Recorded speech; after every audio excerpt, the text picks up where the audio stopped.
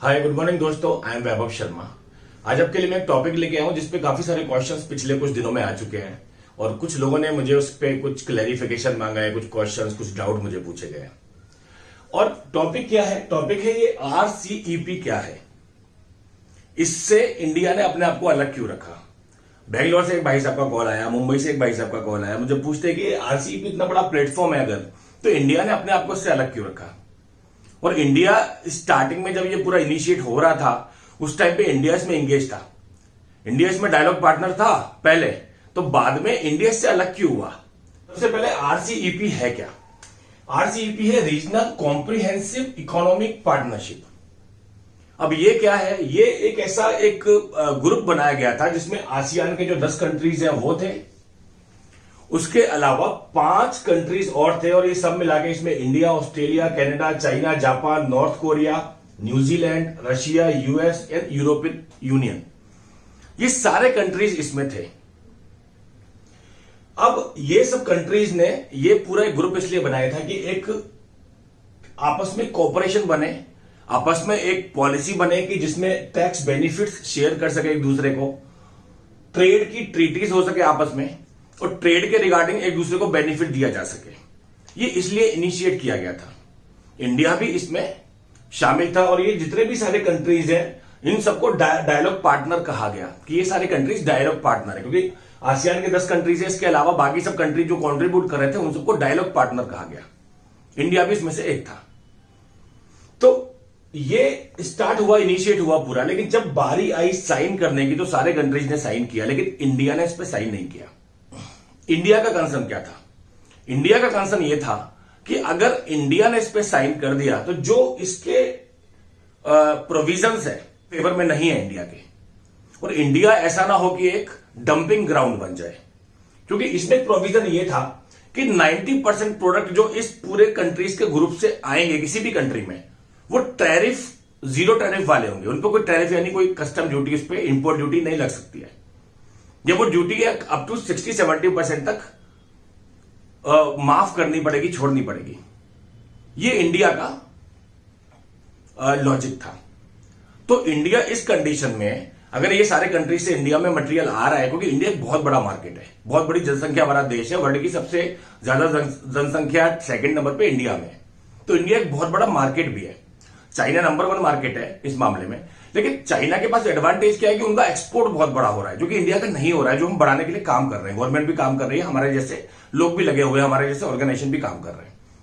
तो जब तक इंडिया का एक्सपोर्ट नहीं बढ़ता है, इंडिया को एक मार्केट की तरह ये लोग एक ट्रीट कर रहे हैं वर्ल्ड के सारे कंट्रीज। वहां से ये खतरा बन गया कि India can become a dumping ground for all these countries, all these big countries. For example, New Zealand से इतना सारा डेयरी प्रोडक्ट आता है। न्यूजीलैंड डेयरी प्रोडक्ट का नंबर 1 मार्केट है, प्रोड्यूसर है। अगर न्यूजीलैंड से डेयरी प्रोडक्ट यहां पे आने लगे, जिस पर टैरिफ भी इंडिया ने 0 कर दिया या कम कर दिया, तो हमारे किसानों का क्या होगा?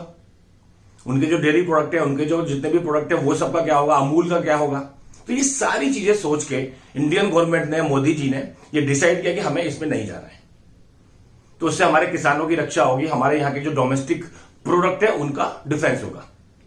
तो एक ये बहुत बड़ा रीजन था कि इंडिया डंपिंग ग्राउंड ना बन जाए, क्योंकि इंडिया के पास ऑलरेडी बहुत बड़ा मार्केट है और सबकी उस पर नजर है, और हम लोग उस मार्केट को यूज होते हुए देख रहे हैं, ना कि हम बाकी सारे कंट्रीज का यूज कर पा रहे हैं। जो हमें करना है वो कैसे होगा? एक्सपोर्ट से होगा। जितना हम एक्सपोर्ट बढ़ाएंगे, ट्रेड बढ़ाएंगे बाकी कंट्रीज में, और जितने हमारे प्रोडक्ट है वो बाहर कंट्रीज में जाएंगे, उतना हमें बेनिफिट मिलेगा, हमारे कंट्री को, हमारे देश के लोगों को बेनिफिट मिलेगा, मजदूर को, किसानों को बेनिफिट मिलेगा, जिसपे काफी सारा काम चल रहा है, काफी सारी तैयारी चल रही है, और ये तैयारी बहुत बड़े लेवल पे आगे आने वाली है। दूसरा रीजन और था, एक तो ये डंपिंग ग्राउंड वाला। दूसरा रीजन क्या था कि इंडिया एक बहुत बड़ा सर्विस प्रोवाइडर भी है। आपको पता है TCS इंडिया की सबसे बड़ी कंपनी है, IT की, जो वर्ल्ड की सबसे बड़ी कंपनी है। माइक्रोसॉफ्ट से भी ज्यादा IT वाली जो सर्विसेज है वो TCS प्रोवाइड करता है। तो इंडिया का जो सर्विस सेक्टर है वो बहुत स्ट्रांग है, ऐसा हर कंट्री में नहीं है। तो इंडिया की जो सर्विसेज है वो इंडिया बाहर बहुत सारे कंट्री में एक्सपोर्ट करता है। और ये जो RCEP वाला प्रोविजन है, इसके जो सारा ड्राफ्ट था, उसमें सर्विसेज के बारे में कुछ ज्यादा डिटेल में कहा ही नहीं गया। तो यानी इंडिया को जो सर्विस में बेनिफिट मिलना चाहिए वो तो मिलने नहीं वाला, क्योंकि इसमें सर्विसेज के प्रोविजन है ही नहीं। और प्रोडक्ट में इंडिया को इतना स्ट्रांग है नहीं एक्सपोर्ट में, तो उसमें इंडिया को ये लोग बहुत अच्छे से यूज कर जाते थे अगर इसमें इंडिया ने साइन कर दिया होता। तो ये बहुत अच्छा डिसीजन रहा। ये दो मेन रीजन रहे कि इंडिया को डंपिंग ग्राउंड नहीं बनने देना जब तक हमारा स्ट्रांग नहीं हो जाए, ऑब्वियसली एक्सपोर्ट। और दूसरा, सर्विसेज वाइज इसमें कुछ कहा नहीं गया है, और सर्विस हमारा बहुत स्ट्रांग सेक्टर है, तो हम सर्विस में बेनिफिट ले सकते थे इसका, क्योंकि जहां पे भी हम सर्विस प्रोवाइड करेंगे वहां पे वो सर्विस इनको टैरिफ फ्री करनी पड़ेगी, लेकिन वो तो इसमें इन्होंने कवर ही नहीं किया, तो हमें वो सर्विस का बेनिफिट मिलने नहीं वाला। तो due to this two reason India ने इस पे साइन नहीं किए, और हमारा जो इंस्टीट्यूशन का व्यू है, हमारे जीएफई ग्रुप का जो व्यू है, वो भी यही है कि अच्छा किया इस पे साइन नहीं किए। तो ये बहुत ही फेवरेबल डिसीजन है इंडिया के लिए, इंडिया की पब्लिक के लिए, इंडिया के लोगों के लिए। और मैं यही कहता हूं कि जब तक हमारा एक्सपोर्ट नहीं बढ़ेगा ये सब छोटे छोटे इश्यूज आते रहेंगे और इंडिया को इस सबसे अलग रहना पड़ेगा, मजबूरी है। तो हमें सबको मिलके अपना एक्सपोर्ट बढ़ाना चाहिए, कुछ भी करके। गवर्नमेंट भी इस पे काम कर रही है, हम भी इस पे काम कर रहे हैं, आप भी फोकस कीजिए।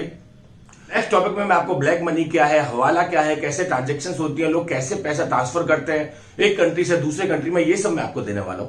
तो हमारे साथ जुड़े रहिए, इस चैनल को सब्सक्राइब कीजिए, और आपको ये सारी इंफॉर्मेशन जो कि बेस्ट पॉसिबल इंफॉर्मेशन है मार्केट की, वो आपको मिलती रहेगी। Thank you, bye, take care, मिलते हैं बहुत जल्दी।